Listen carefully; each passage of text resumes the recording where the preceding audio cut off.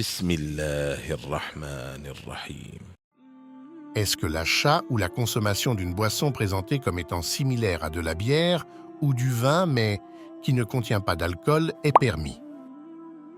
L'interdiction de l'alcool en islam a été établie de manière progressive par la révélation coranique. Le dernier verset traitant du sujet expose clairement l'interdiction mais aussi le caractère nocif de la consommation de l'alcool et, en conséquence, la nécessité de s'abstenir totalement de celle-ci. يا أيها الذين آمنوا إنما الخمر والميسر والأنصاب والأزلام رجس من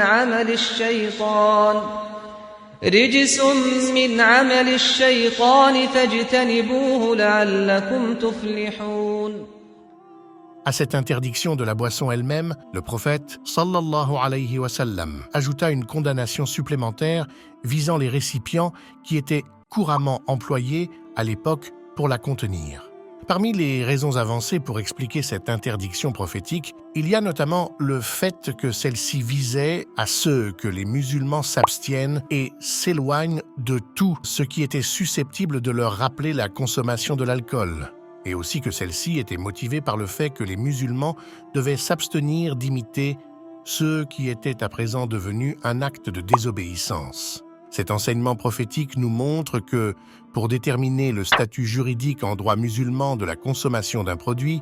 il est important de prendre aussi en considération son contenant ainsi que son appellation.